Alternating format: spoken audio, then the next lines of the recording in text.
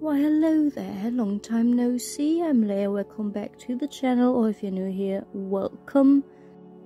I'm hauling my September books today, so very unusual for me. I only got 6 books in a whole month. That's truly a record, an all-time record for me, not just for this year. So yeah, I reckon this video won't be too long, but I wanted to film it anyways. And it's not even like I didn't buy anything, it's just that a lot of books just didn't arrive in September. So yeah, let's just get right into the awesome looking books right here. So first up, I got this very beautiful tiny book, The Course of True Love and First Dates by Cassandra Clare. And this is book number 10 in the Magnus Bane series, which is just a collection of short stories from her Shadowhunters universe surrounding Magnus Bane, I guess. And there's also a book which has all of these short stories in it, or novellas, whatever. But yeah, I like these tiny books instead of just one big compendium. So yeah, slowly but surely collecting these. This is only the second one that I got, and they just look very, very cute. They're all in different colors, like the other one that I have is in blue. And I have no idea what they are about at all, because I haven't finished reading everything in the Shadowhunters series to start these ones. Like, I'm familiar with Magnus Bane, but I've only read like the first 3 or 4 books in the Shadowhunters universe, City of Bones and so on. So yeah, I really don't have any idea if they take place in different time periods, what perspective they're written from, how long they even are. Just going into them blindly whenever I feel like diving into the Shadowhunters world again. So next up is the German edition of The Red Palace by Jian He, which is just very, very beautiful all the way around. So this is historical fiction with some crime mystery going on in there as well, and I just love Asian historical fiction stuff, and I always wanted to read something by the author. So yeah, I just decided to get this special edition while it's available. So this takes place in Korea in 1758, and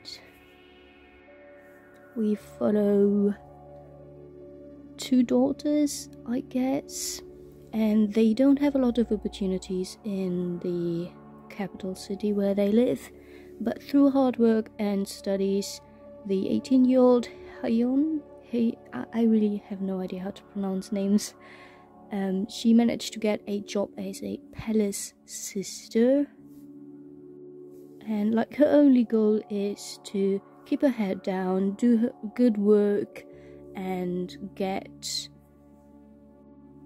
finally some praise from her estranged father. But then suddenly she's thrust into the dangerous world of politics at court, because in one night 4 women are murdered, and the main suspect is the mentor of our main character. So yeah, our main character really wants to prove her mentor's innocence because she really likes the teacher.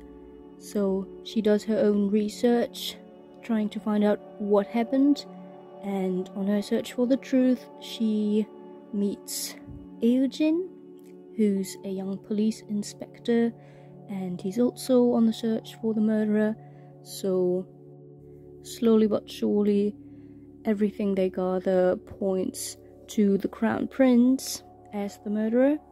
So these two characters have to work together to search through the darkest corners of the palace and to find out all the deadly secrets behind all the bloodshed.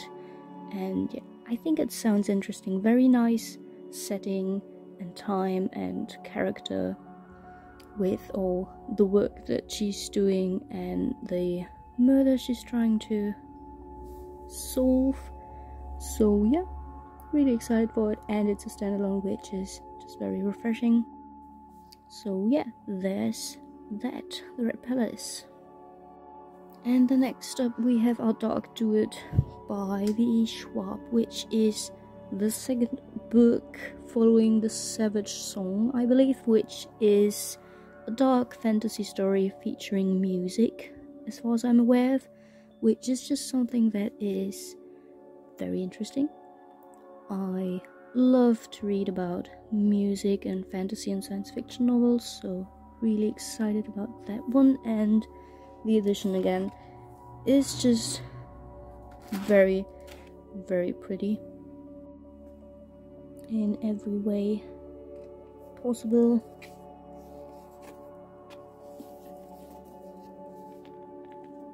So yeah, just really excited for it. I don't know if there's anything other than that that's special about it. I don't think so. Just a beautiful world design. So yeah, I don't know much. It's young adult, features music, fantasy, some dark stuff, monster hunting, and that's it. On the front it says it's the natural successor to Diana Wynne Jones, so sounds like something that I could enjoy. We will see when I pick it up. I've only read one V.E. Schwab book, which was Gallant, which I didn't really like, but maybe I was going in it with the wrong expectations. So yeah, not much else to say about this one right now. And then this next book is very hard to see on camera actually, so yeah, I tried to get it into an angle that is acceptable, but yeah, it doesn't serve it justice. It is a very, very pretty edition. I also have a video dedicated to it where I open the locked library box where it came from. So yeah, another book subscription box that I subscribe to now, and I'm really excited about this one. Haven't heard anything about it or the author, so yeah, but it's very pretty. Check out the video if you're curious. And this sounds very dark indeed, and I think it's also categorized as horror on Goodreads, so yeah, very, very excited about this one. This follows Penny, who's a daughter of a beloved icon, and she will do anything to continue her mother's legacy, including enrolling at the elite and cutthroat Dorian Drama Academy. And if you didn't get it, it says Dorian, so it is a retelling of the picture of Dorian Gray. It'll become more obvious in the later part of the synopsis. So when her new mentor offers Penny the chance to have a portrait painted by a mysterious artist who promises immortal beauty to all his subjects, she obviously jumps at the chance to join the glittering alumni, and she knows that stardom will soon be hers and so on. But then something happens, obviously. Her mentor is found murdered and her portrait violently slashed. So her bodies pile up and she realizes that she might have made a terrible mistake. So, not too thrilled about the murder stuff, but the Dorian Gray retelling sounds great. Always love art in books, so could be very interesting. I'm not sure. It says it's seductive and explores beauty, identity, and the pursuit of perfection. So if there's good commentary on it and there's good atmosphere in the book, I think I'll enjoy it. So it just depends really on the writing style here, but I am excited for it. Sounds like a very, very good fall read in my opinion. And the next one is Upon a Frosted Star, which is also a standalone, and yeah, Every Exquisite Thing by Laura Stephen is also a standalone as far as I know. So that's great, not too many new starts to a series in here. Or not a single one, no, just sequels or standalones, so that's great. And this was... I don't remember. I got it as a gift, so I really don't know what it's about. I think it's historical fiction. Maybe it has some fairy tale vibes, or is even a retelling of something. But again, it's a very, very pretty edition. I think I have not filmed this one, so yeah, let's just take a closer look at it. If the camera decides to focus on it, obviously. So, wait, wrong way. Very, very pretty spine. And a pretty back. And, of course, the awesome sprayed edges that you saw already.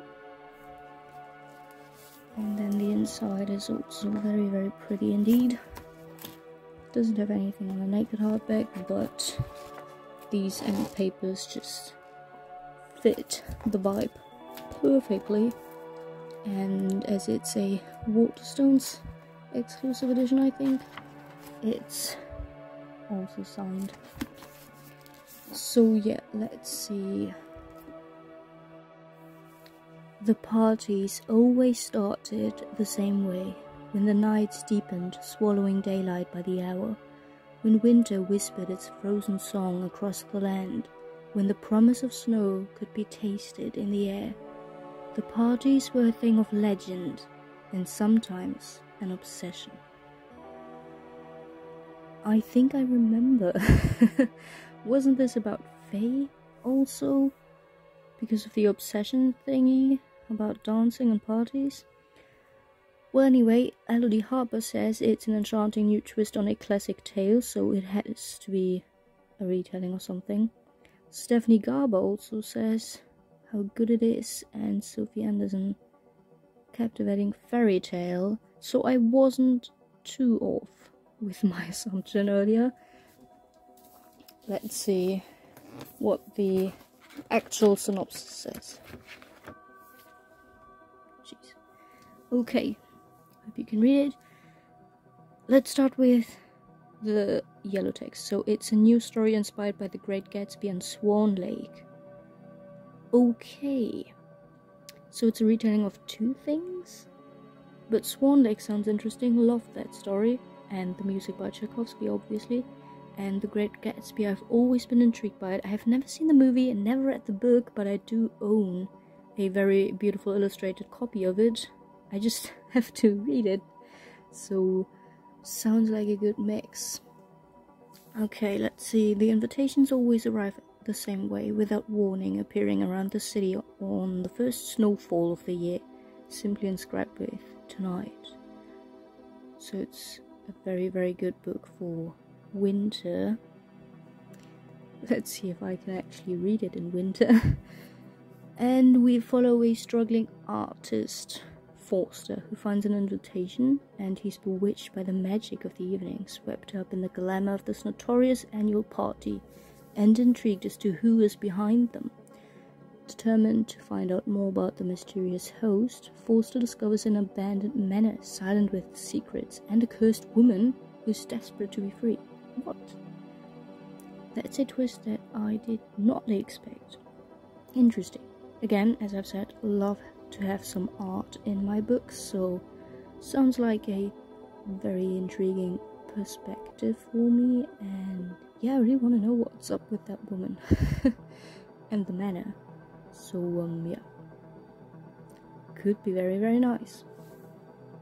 And the last book that I got is yet another copy of Anne of Green Gables by Ella Montgomery, and yeah, I have a lot of them now.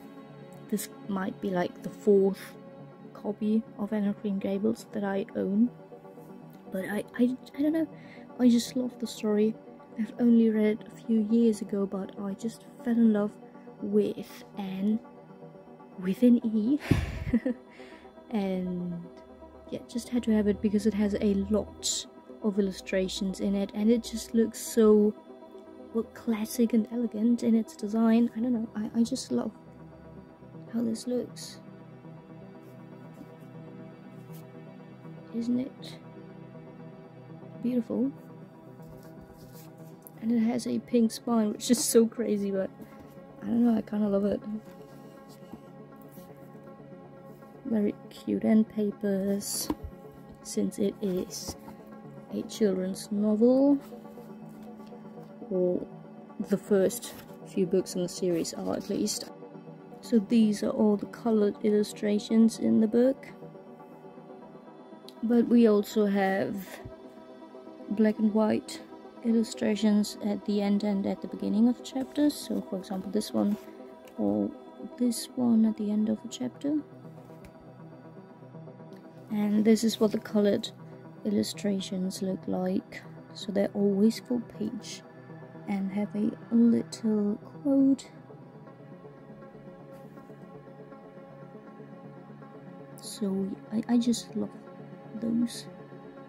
They really enrich the reading experience. If I ever want to reread the book in the future, I'll pick this one up for sure. So yeah.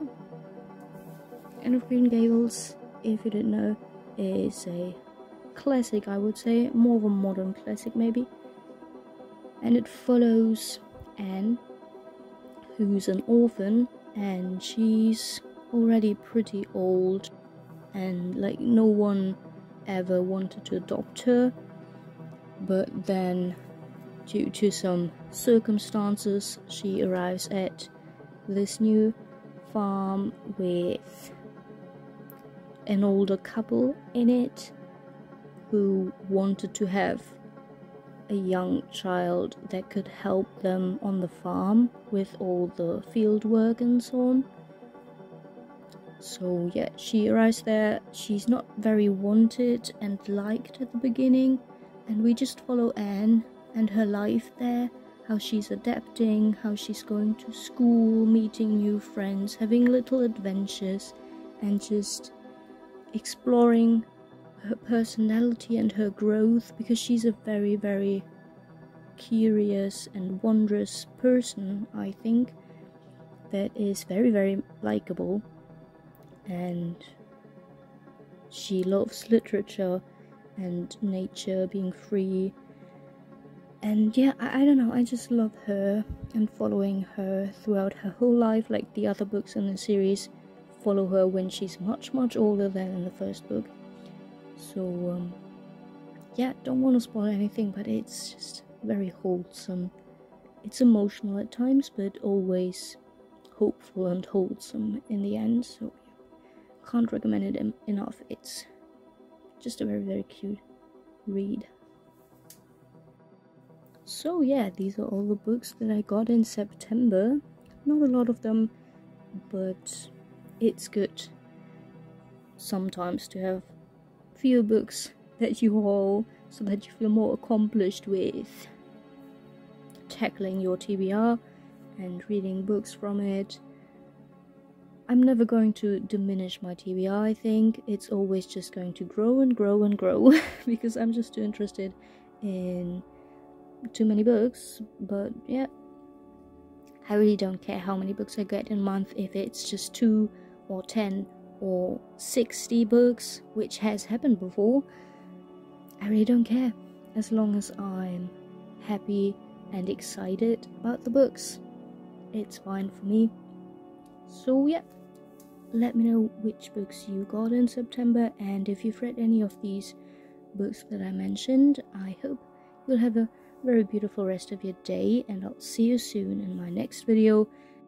And that is a promise, I will film more videos. I really don't want to have yet another 2 or 3 week break between videos. I just didn't have time to film anything. My job that I started like at the end of August is really stressful. So yeah, don't really have a lot of time, but I do get good money to buy more books. So always pros and cons about working I love my job. I just don't have a lot of time left to do the usual things that I did in my free time. So I'll see you when I see you. And until then, take care. Happy reading. Bye.